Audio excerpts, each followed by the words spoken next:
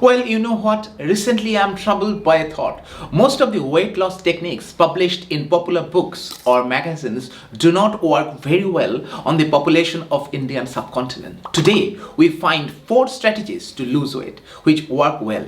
If you know the background, you will be successful. If you open your eyes and watch, you will understand that most of the magazines and medical books actually practice weight loss in accordance to Western style. Are Indian and Western lifestyles different? You may argue if the human body is different in the East and West. Isn't everyone belong to the same human race?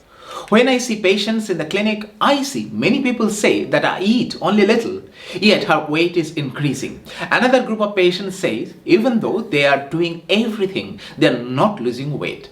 And sometimes I even hear, "Doctor, I was not like this before. I used to be so healthy and so slim, and now I have become so big. I cannot find time for myself." Their eyes even become watery. Obesity is now an epidemic. A few months ago, I began researching databases and journals to find a remedy for this issue. What I find is simply astonishing. In fact, obesity is a global epidemic today. Heart problems, diabetes, cancer come hand in hand with it. The number of people suffering from obesity is increasing because of daily stress of urban Indian lifestyle and modern fast food consumption. That's not all. There is more to it. First of all, famine. Are you wondering what is the relationship between obesity and famine? Incredible research. In today's era of food abundance, many of us would be surprised to learn how famine has changed our ancestors and their genetic health. So, first of all, let's face the history. This study by Dr. Syed Dick and Ajim Sheikh in the Journal of Endocrinology, Diabetes and Metabolism published in 2022 has shaken the news and media of England. References are given below. Feel free to read. During 200 years of British rule, there were 25 famines in India. 6 crore Indians died. You heard me right. Consider those numbers again. India's population in 1800 was a little less than 17 crore. In the famine, 6 crore people died out of this total 17 crore, which means 1 in 3 people lost their lives in average. All of us who are alive today are descendants of people who survived the famine-stricken India.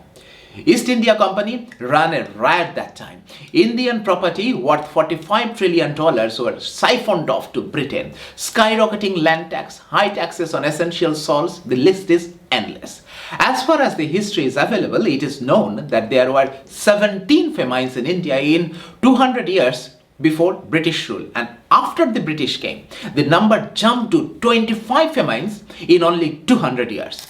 From 1876 to 1878, over 10 million people died in famine.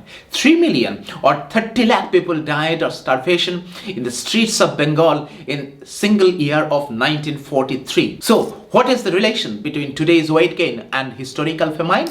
Very clear. The fact is, our ancestors who survived the famine that day had a special power in their liver. The livers of these ancestors of ours could provide energy to our body on little food. This is how they survived the famine. We are all their descendants. All of our ancestors who did not have this quality in their liver died because they couldn't tolerate the famine. We are not their descendants. Today, our liver, muscle and body metabolism still have that blessing. That quality of liver is now a curse to us. This liver cannot manage a lot of food and obesity develops. Abundance of food. Today, we have an abundance of food. An urban lifestyle, the food we eat today has high calorie concentration because of the genetic changes following the famine period from Indian subcontinent cannot handle excess calories, resulting in excess calories being stored as fat.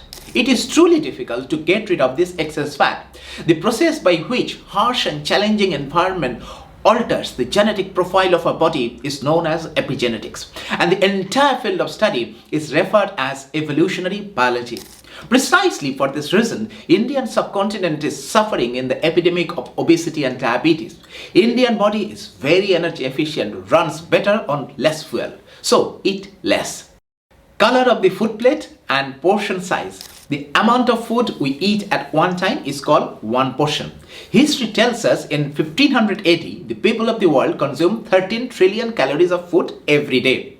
Today, we consume 1500 trillion calories every day.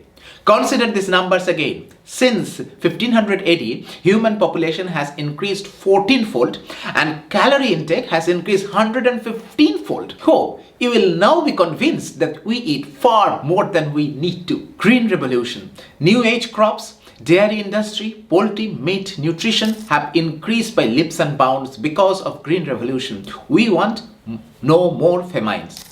Overeating causes more deaths than starvation in modern times. Crores of people are dying from diseases. Those are caused by obesity. Research in the Journal of American Dietetics Association published in 2003 shows that the portion size in the average American restaurant have increased up to 5 times. This is called portion distortion.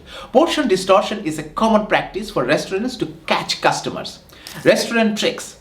This dreadful business strategy of American restaurants has now reached our country today.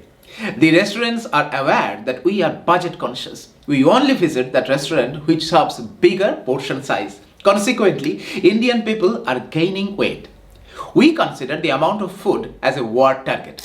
I will continue to eat until I finish all the food in my plate, regardless of how full I am. We gulp extra food. No wonder obesity is increasing. In 2012 research paper in the Journal of Nutrition, Education and Behavior, Dr. Van Cliff proved that the bigger our food plate, the more we eat. Research has proven that we eat more on large white plate in a dark room. To maintain good health, eat in a well-lit room and use small size black or brown plate. Then mind and stomach will feel full. Even if with small amount of food, we can escape from the trap of these extra calories. Next, leptin mystery. We feel more hungry in our mind and brain than in our stomach. Our stomach takes the food in, but it is out of their capacity to control how much we eat. Our brain has 2 nerve centers, hunger center and the other one is satiety center. Imagine the food enters the stomach. How does the brain's headquarters receives the news of our eating? The name of this delivery boy is leptin. Scientists could discover this leptin only a few years back. It is simply a chemical whose function is to convey message from stomach to the brain that we are full. When the signal reaches our brain, the satiety center wakes up and shuts down the eating center. Stop it now, you have eaten a lot. Deep inside the leptin issue, what lies?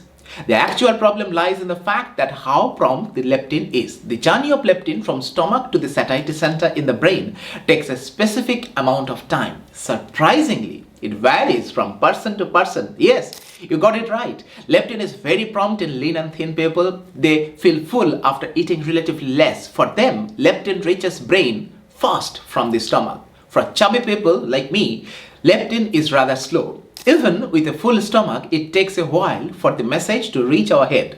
Let's assume the time interval is 15 minutes. That means after the stomach is full, for that person, it takes 15 minutes for leptin to reach the brain.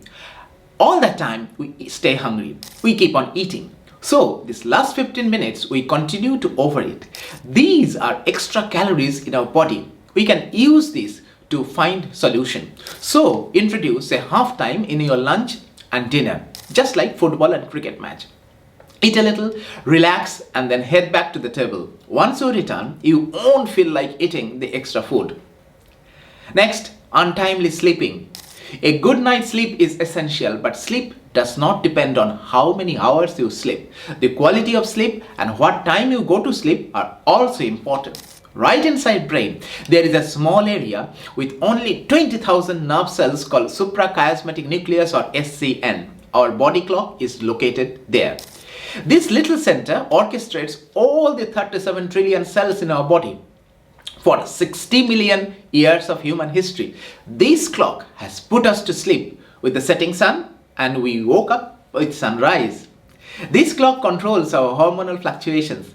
It decides how many calories our body burns or stores. The body clock, how fast we breathe, how hard our heart beats, how thin or fat we are, everything can go wrong if this clock is messed up. To clip this clock accurately, accurate. It is necessary to get around 7 hours of sleep in complete darkness at night.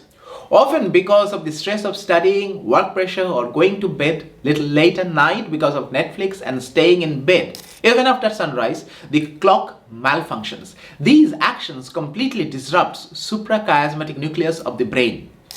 The results are countless. The consequences of this ranges from obesity to depression, from diabetes to cancer. During our research in London underground night shift workers, we became aware of those findings. No matter how much we earn in that job or study that requires you to stay awake night after night, if you do not sleep well, all the money will be spent on hospital bill one day. If you really want to work at night, you must do it in rotating shifts so that you can sleep in the dark in most of the days of the week. And those who cannot go to sleep at the right time are often tired and lethargic. They develop craving to unhealthy foods. Neglect no more. Drinking enough water is essential to our lifestyle. If we stay dry, it leads to cravings for cigarettes and alcohol. If the body is water deprived, everything from the gut to hormone function, blood flow and metabolism will go awry, and unwanted obesity and fatigue will come. So don't give up if you do not lose weight. Remember that your real objective is to keep yourself fit with plenty of exercise. Even if you do not lose weight, very soon both body and mind will stay good and you will reap the benefit of it anyway. That's all today. Stay well and see you soon.